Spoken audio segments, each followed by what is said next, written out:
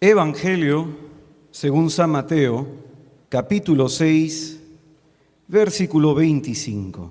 Por eso os digo, no andéis preocupados por vuestra vida, qué comeréis, ni por vuestro cuerpo, con qué os vestiréis. ¿No vale más la vida que el alimento y el cuerpo más que el vestido?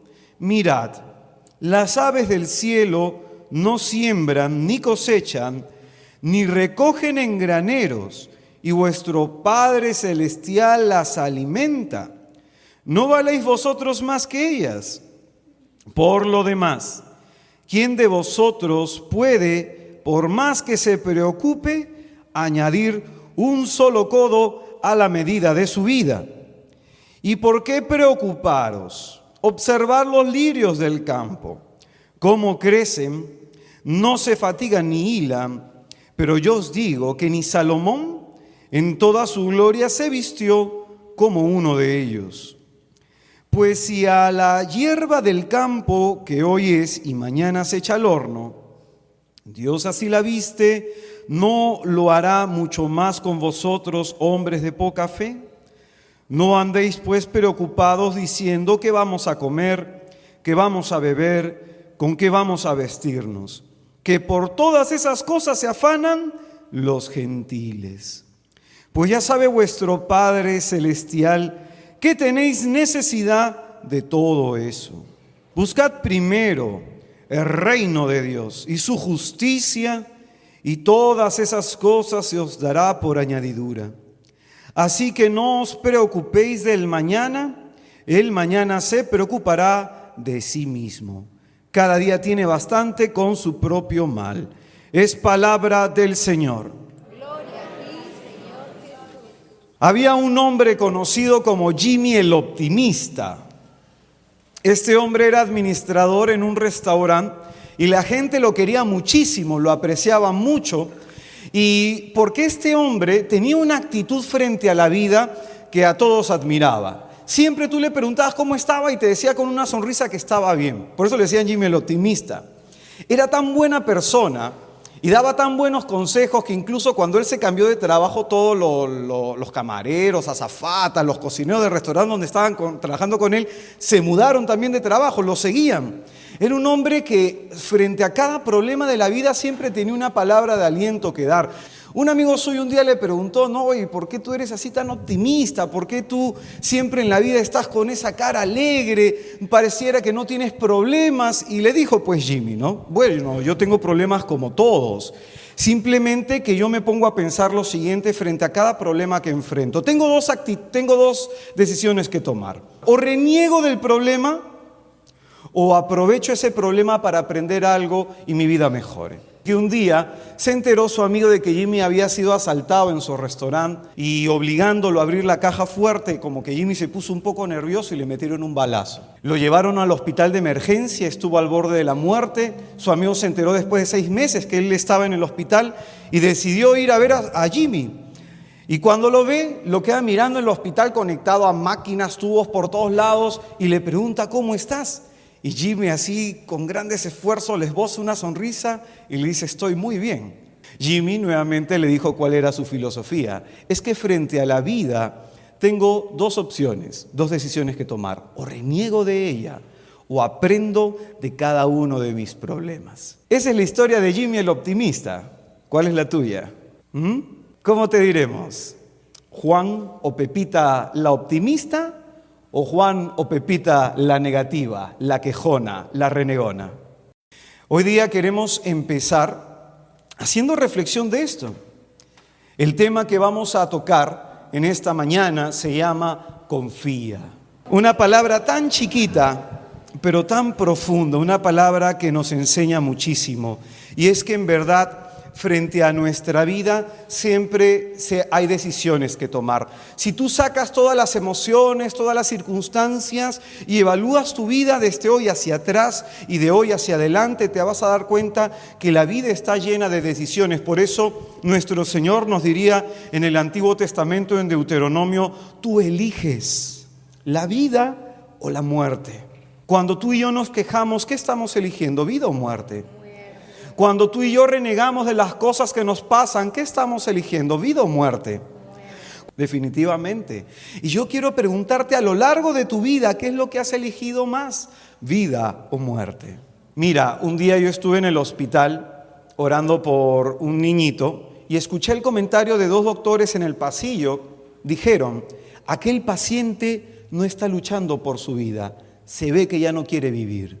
Pero es que hay muchas personas que en verdad viven pensando en sus tragedias, pensando en sus traumas, pensando en su vida difícil, y eso en realidad tú crees que te va a dar ganas de salir adelante. Si solamente te miras tu herida, si solamente miras tu problema, ¿qué fuerzas vas a sacar para salir adelante? Hay una cita bíblica que a mí me ha ayudado muchísimo a reflexionar frente a cada problema que tengo en la vida. Romanos 8:28 dice, sabemos que en todas las cosas interviene Dios para bien de los que le aman. Yo quisiera que te pongas a pensar en este momento en todos los problemas que puedas estar pasando. Que de aquello que tú ves una tragedia, Dios va a sacar una bendición para tu vida. Y tú quizás dirás, hermano, ¿cómo puedes decir que mi cáncer es para mi bien? ¿Cómo puedes decir que la infidelidad de mi esposo y que se haya ido de la casa es para mi bien? ¿Cómo puedes decir que mi hijo metido en drogas es para mi bien? El punto está que el Señor le dijo a Pedro, apártate de mí, Satanás, porque tú piensas como hombre y no como Dios. Tú serías causa de tropiezo. Y Pedro, acuérdate que recibió estas palabras después que él le dijo a Jesús, tú no vas a morir.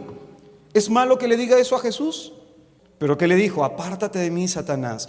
Porque cada vez que tú y yo pasamos un problema, el diablo nos trae la tentación a la mente de que estamos sufriendo, de que estamos siendo atormentados, de que nadie nos quiere, de que no vamos a poder salir adelante. Y es por eso el Señor que nos dice, tú piensas como hombre, no como Dios. Es decir, tú estás viendo las cosas desde tu posición humana, no desde cómo las ve Dios. Por eso es que hay muchos cristianos que están estancados. Todos los años los mismos problemas, no sé si te has dado cuenta de eso. Por eso dice San Pablo, sabemos, tenemos la seguridad, estamos seguros, confiamos de que esto es así, de que en todas las cosas Dios interviene. ¿Qué significa? Dios se mete para hacer justicia. Dice, Dios interviene. ¿Para qué? Para bien de los que le aman. ¿Tú amas al Señor? De pronto, cuando nosotros vemos en la televisión, o a ti te debe haber pasado cuando has llevado a tu hijo que le pongan las vacunas estas que son medias aceitosas, ¿te has dado cuenta cómo llora el niño? ¿Cierto? ¿Y chilla o no chilla? Y se mete una chilladera y llora porque le duele. La aceitosa duele más todavía. Pregunta, ¿esa vacuna es para su bien o para su mal? Pero después, ¿qué le pasa de la vacuna? ¿Qué le da? Le da fiebre. Le da fiebre, le da dolor, malestar, el estómago se afloja. Es decir, después de la vacuna se pone mal. Supuestamente la vacuna es para que se ponga bien, pero al principio el organismo se tiene que adaptar, ¿cierto?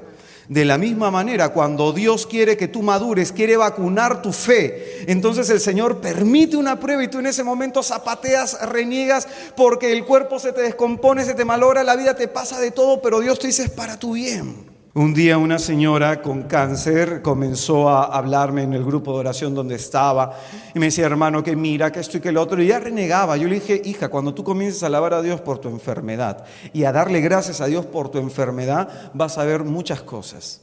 Cuando lo hizo, se convirtió toda su familia. Su cáncer sirvió para que se convirtiera toda su familia. Pero muchas veces nosotros, por ver desde nuestra óptica humana, por percibir la vida desde mis criterios, desde mis prejuicios, y definitivamente cuál es el signo que nos hace a nosotros desconfiar de Dios.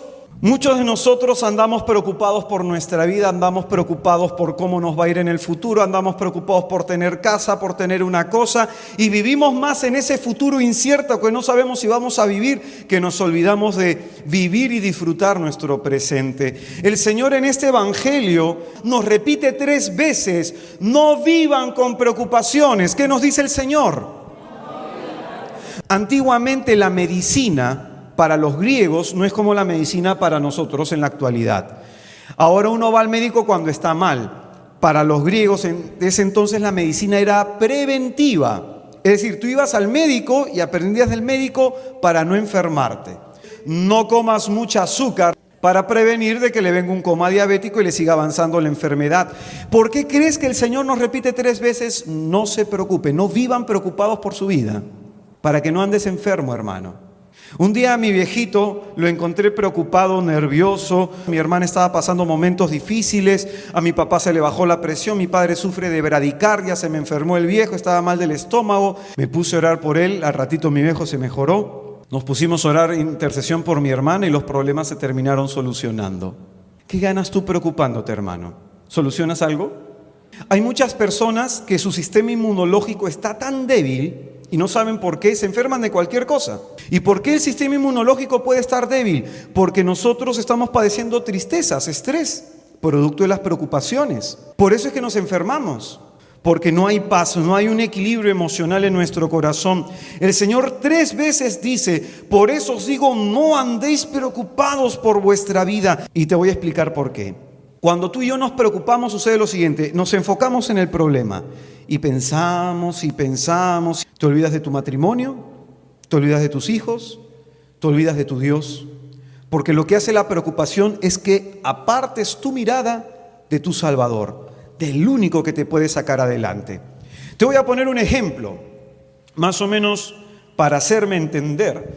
A mí me encanta analizar ese pasaje cuando Pedro caminaba sobre las aguas. Hermano, y pregunta, ¿por qué Pedro en ese momento, si tú dices que no tuvo fe, ¿por qué caminó sobre las aguas? Dejó de mirar. Entonces sí tuvo fe, pero dejó de mirar. Decídanse, pues, dudó. Lo que a ti y a mí espiritualmente nos va a pasar muchas veces. Ojo, Pedro se baja de la barca diciendo, si tú eres Jesús, mándame ir caminando y yo andaré. Él confiaba, él creía en la palabra de Jesucristo. Acuérdate de que si tú ves la historia de Pedro un poquito más atrás en el Evangelio de Lucas, el capítulo 5, Pedro ve el milagro de Jesús en la pesca milagrosa, ¿se acuerdan? Y le dijo, echa las redes, y él que le dijo, Señor, por tu palabra voy a echar las redes. ¿Confiaba en la palabra del Señor o no? Ya había experimentado un milagro. Hermano, si Dios te da un milagro antes en tu vida, te lo da en cualquier momento de tu vida, te ha dado un milagro es para que creas que van a venir más adelante. Amén. Pedro bajó de la barca, comenzó a andar sobre las aguas, pero ¿dónde estuvo el problema?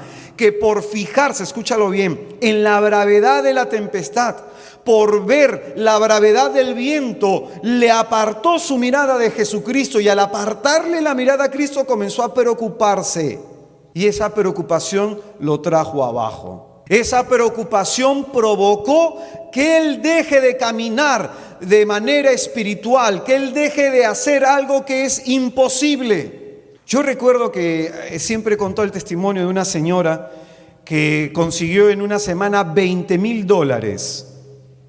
Necesitaba $20,000 y en una semana el Señor se los proveyó. Y ella en una jornada esta de sanación el Señor sanó su fe en ese momento para que ella pudiera creer en su milagro. ¿Cuántas personas acá han venido pidiéndole algo al Señor? Hermano, ¿cómo se llama esta enseñanza? Confía. Fuerte, ¿cómo se llama? Confía. Hermano, la falta de confianza en el Señor bloquea su acción y su poder. Pero hay algo, hermano mío, que sucede. Yo también hace años estuve sentado y me ponía a pensar, ¿por qué, Señor, a mí no me pasa lo que le pasa a ese tipo? Señor, yo le he impuesto la mano a la olla, como él dice, y no pasa nada. He orado por la plata y no sucede nada. ¿Por qué a él sí le pasa, Señor? La diferencia es la confianza. La confianza. Hay algo que es muy importante. Si tú no confías en Dios, no vas a ver su poder. Porque nuestra desconfianza bloquea, lo cruza de brazos a Dios. Y quizás puedes estar viendo a Dios actuando en un 30, 40%, pero no al 100%, porque no le has dado la libertad para actuar. Porque Dios, para obrar en tu vida, necesita la puerta de tu voluntad. Y la puerta de tu voluntad tiene que abrirse por la confianza. Cuando una persona vive con angustias, cuando una persona vive preocupado, cuando una persona vive con dudas, está amarrándole las manos a Dios. Y Dios quiere obrar, Dios quiere hacer. Pero Él necesita que le creas. Y de pronto la fe pasa por 3 niveles: creer, confiar y esperar. Tú y yo podemos estar tranquilamente en el primer nivel de fe. Creemos en el Señor, creemos en su poder, creemos en su providencia, en su misericordia, pero ¿cómo andamos en el segundo? Estamos confiando. Y el Señor nos pone una comparación a través de este bendito evangelio de Mateo, que es bello en verdad. Dice, las aves del cielo no siembran ni cosechan y no les falta nada. Simplemente se levanta y comienza a trinar y fastidian a veces temprano. Sí, pues yo vivía en un lugar en donde desde las 4:30 de la mañana voy a soltar a mi gato, vaya para allá. Pero de pronto, ¿por qué crees que el Señor nos pone esa comparación? Que parece para ti ridícula, pero mira, sale de la boca de tu Jesús, de la boca de tu Dios. Te dice, tú vales más que esos pajarillos, hombre de poca fe. Conocí a una señora y veías a la señora cómo les da de comer a las palomitas, y un día pues la veo a la viejita detrás de la ventana jalando una rejita, pues atrapaba a los pichones y los hacía con tallarines. Entonces, imagínate, el Señor quiere que entiendas, que entre a tu mente y pidámosle al Espíritu Santo que nos ayude a comprender. Valemos más que esas avecillas insignificantes que se venden por un par de monedas. Vales más que ellas. Tu Dios te dice, y a ellas no le falta nada, pero a ti te falta todo porque no me crees. Y si me crees, no confías. Y si confías, no esperas. El Señor, hermanos queridos, nos dice también otra comparación. Ve los lirios del campo, son preciosos. Si tú confiaras, te vestiría con más belleza de ellos. Tiene tu bendición en la palma de su mano, pero para que su mano se abra, para que la bendición de Dios se abra sobre tu vida, tienes que confiar. Y no solamente decir de boca para afuera, confío, Señor, sino que en tu corazón tú tienes que creerle y esperar en tu Señor. Y nos dice el Señor, y a mí me encanta esta parte sobre todo, ¿quién de vosotros puede, por más que se preocupe, añadir un solo codo a la medida de su vida? Hermano, ¿tú puedes crecer un poquito más? Por más que te preocupes, porque te angusties. ¿Qué nos dice con eso el Señor? Por más que te preocupes, las cosas no van a cambiar. O sea, no seamos necios. Por más que nos angustiemos, le demos vuelta al asunto, ¿cómo lo solucionamos? Porque de hecho que hay mucha gente acá que sufre de insomnio por culpa de las preocupaciones y tensiones. De hecho que hay gente en este lugar que sueña con sus problemas y se levanta angustiado al día siguiente. Hermano, yo te quiero mostrar algo, porque la idea es sanarnos. ¿Por qué desconfiamos de Dios? Puede ser por nuestra historia. Es decir, a lo largo de nuestra vida nos ha ido mal tantas veces que pensamos que siempre nos va a ir mal. Y eso es una tentación del diablo. Te pongo mi caso. Yo, por ejemplo, de pequeño siempre me fue mal en la vida. Un montón de traumas, problemas y todo. Yo recuerdo cuando con gran emoción iba a hacer un viaje de promoción al Cusco. Y yo decía, no voy a poder viajar, no voy a poder viajar. Algo va a pasar que no voy a viajar. Algo va a pasar que no voy a viajar. Llegó el día del viaje y se malogró el avión. Y yo decía, ¿ya ves? ¿Y cuántas veces has pensado eso? Mi esposo me va a ser infiel, me va a ser infiel, me va a ser infiel. Y le buscas el canzoncillo, le buscas las cosas y esperas encontrar que te es infiel. ¿Te ríes porque es la verdad? ¿O no? Me van a botar del trabajo, ahorita me botan, que me van a botar y plum, te botan. Estás atrayendo al mal. Hermano, yo me puse a pensar en eso un día. Dije, mi mente está provocando que se dé todo lo malo en mi vida. Yo siempre empezaba el año y decía, este año, ¿qué problema me pasará? De que debe cambiar nuestra forma de pensar. Entonces, primer punto que debemos aprender a trabajar en nosotros son esas tentaciones del diablo. Yo conocí un joven que tenía como 15 años de enamorado, de novio con su chica, 15 años, ¿ah? Dije, hermano, ¿por qué no te casas? Mira, el matrimonio de mis padres nunca funcionó. ¿Y cuántos de ustedes toman decisiones por culpa de ese pasado inseguro e incierto de su vida? ¿Quién está en tu inconsciente soplándote? Mira, te va a pasar esto porque a tu papá le pasó, porque a tu mamá. Y de pronto espiritualmente es peor todavía, ¿no? Y hay gente que puede haber sido afectada tanto mentalmente que no le conviene leer mucho de sanación interior. Por eso cuando acá se te habla de sanación interior, se te habla de fe, de confianza en el Señor, porque algunos libros solamente enseñan la parte desastrosa. Vudú, magia negra. Mi abuelo era santero. ¿Algo más? Entonces, pues, hermano, es que a mí me pasaron un huevo, hermano, que no me habrán pasado a mí.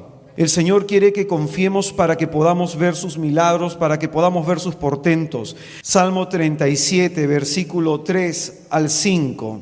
Confía en Yahvé. ¿Qué dice el Salmo? Confía en Yahvé. Y obra el bien. Porque el que no confía en Dios no vive tranquilo. Pero entonces el problema radica en esa falta de confianza en el Señor. Acuérdate que te estaba diciendo lo siguiente, ¿no? ¿Cuál es el problema por el que desconfiamos a Dios? Primero dijimos nuestra historia, pero segundo, ¿sabes cuál es? No conocer a Dios. Versículo 32 de Mateo 6 que hemos proclamado dice, el que no conoce a Dios vive con preocupaciones. Hermanos míos, ¿es fácil confiar en quien se conoce o en quien no se conoce? En quien se conoce, ¿cierto? En quien uno no conoce, con la justa y le habla. Ahora, yo te pregunto, ¿tú cómo tratas a Jesús? ¿De usted o de tú? Francisco le decía, tú eres mi Dios y mi todo. Y muchos santos lo tuteaban. Incluso Teresa de Ávila, cada vez que el Señor se le presentaba y la robaba espiritualmente, se la llevaba al tercer cielo y le decía, Señor, qué inoportuno que eres. Imagina decirle eso a Jesús. Jesús se caería de espaldas, se mataría de risa. Pero es que ese es el punto. Cuando uno no conoce a alguien, lo trata de usted. Muchos me dicen, hermano, es que a Dios no lo vemos. Claro, por eso dice la palabra de Dios que los adoradores verdaderos adorarán al Padre en espíritu y en verdad. No lo vemos, lo experimentamos hasta que Dios te dé el don de visiones. Y de pronto lo que tenemos muy tangible de Él es su palabra. Que la podemos experimentar, la podemos leer. Y de pronto, para confiar, ¿qué hay que hacer? Arriesgarse. Estos 3 puntos es muy importante para sanar nuestra falta de confianza. Primero, recordar mi historia, que mi historia es una historia difícil, una historia complicada, un pasado complicado en donde he sufrido y esto me va a llevar a desconfiar de todos y de todo, incluyendo a Dios. Entonces hay que trabajar en nuestro pasado. Segundo, a lo mejor no confiamos porque no conocemos lo suficiente a Dios. Y si no conocemos a Dios es porque no estamos conociendo directamente su palabra. Porque cuando leemos la palabra estamos profundizando en el misterio de Dios y es la misma palabra que nos da la firmeza de la fe para confiar. Y tercero, para confiar tienes que arriesgarte. ¿Cuántos sueños de Dios se han bloqueado en tu vida? Dios te puso el sueño, oye, yo quiero que seas empresario, yo quiero que tengas esto, yo quiero que tengas lo otro. Y Dios quiere que dejes la seguridad de tu barca como Pedro y te lances a lo inseguro. Cuando el Señor me pidió ser misionero a tiempo completo, me decía, Israel, ya renuncia a tu trabajo, Señor, será de ti. 5 días. Le dije, dame 5 días para orar. Claro, porque dije, bueno, hay que discernirlo todo. Entonces yo dije, bueno, voy a cobrar una comisión de $500 y renuncio. Dios me dijo, confía. Pero Señor, $500, me aseguro al menos siquiera 1 mes y medio, 2 meses. Tanto le fregué la pita a Dios que me dijo, o lo haces ahora o te quito mi llamado. Así es Dios, pues nos tiene que meter nuestro empujón. Entonces, ¿qué tiene que hacer Dios? Quitarte lo que te da seguridad. Si tú nada más vienes acá a escuchar y no poner en práctica, no se activa tu fe. Entonces nuestra fe, acuérdate, ha sido golpeada por el enemigo, por nuestra historia, pero Dios quiere que nos lancemos. Amén. Amén. Mira este Salmo 37, versículo 3. Confía en Yahvé y vive tranquilo. Si no estoy viviendo tranquilo es porque no estoy confiando. Versículo 4 dice, disfruta pensando en Yahvé. Hermano, a veces nuestro pensamiento está tan lleno de angustias, tan lleno de preocupaciones, que no nos estamos dando cuenta que debemos disfrutar de Dios. Versículo 5 del Salmo 37. Encomienda tu vida a Yahvé, confía en Él, que actuará. Cuando tú no confías en Dios, te estás interponiendo entre tu problema y Dios. Dice la palabra de Dios en Hebreos capítulo 2, versículo 13, Hebreos 2, 13, dice, en Él pondré mi confianza. Un día conocí a una chica que esperaba que la tía le mandara plata a Estados Unidos y ella nunca pudo salir adelante por eso. Efesios 3, 20, Yahvé te dará más de lo que le pidas. ¿En quién has puesto tu confianza? ¿En un hombre para que te mantenga, mujer? Es que yo tengo que cuidar a los hijos. Yo conocí una señora que se le murió su esposo cuando ella tenía 24 años y ya tenía 4 hijos. A los 4 hijos le ha dado profesión. Claro, mira, yo conozco a gente que sale adelante cosiendo, tejiendo, haciendo Hay una señora donde nosotros damos en Surquillo, no sé si han visto la señora que vende sus chocotejas. Oye, revienta de chocotejas a toda la gente, yo le compro 5 por evento o por día. Ahora te va a caer más duro, ¿eh? Jeremías 17:5.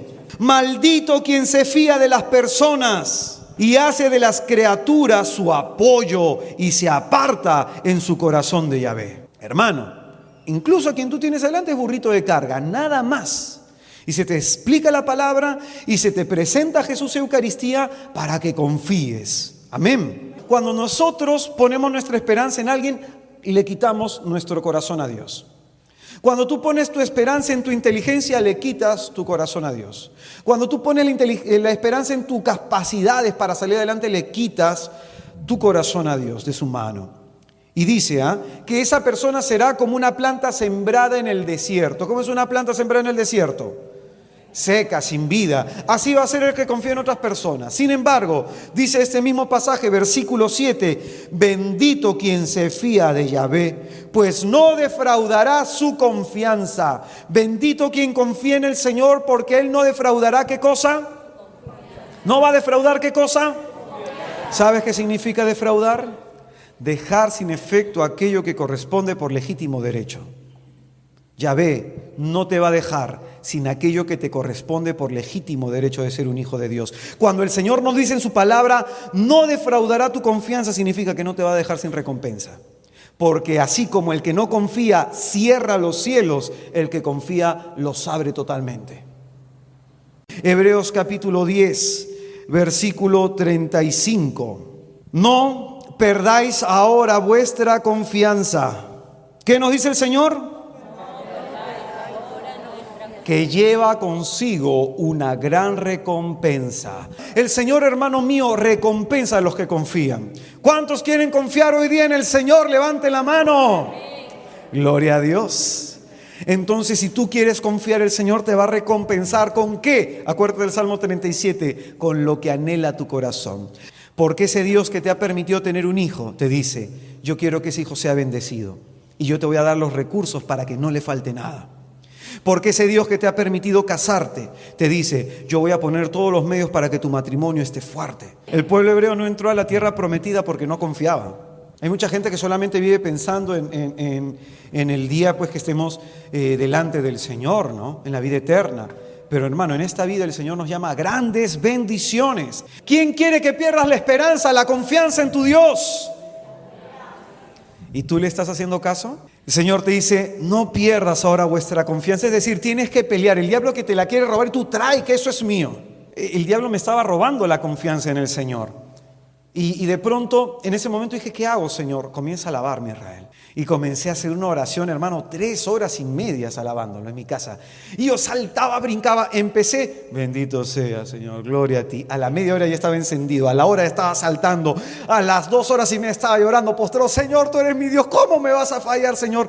Es que eso es lo que pasa. Cuando uno está comenzando a dudar, cuando uno se está comenzando a venir abajo, levántale las manos al Señor y dile, Señor, ayúdame que el diablo me quiere robar la confianza que en ti he puesto. Amén. Hermano, ¿el diablo te quiere robar tu confianza a través de tu cáncer? Y aparte, como dije, hay que ver positivo en todo. Si te mueres, hermano, gloria a Dios, llegas a su presencia antes que yo y le hablas de mí, pues. Pero recomendaciones por arriba, pues hay que pasar tarjetazo.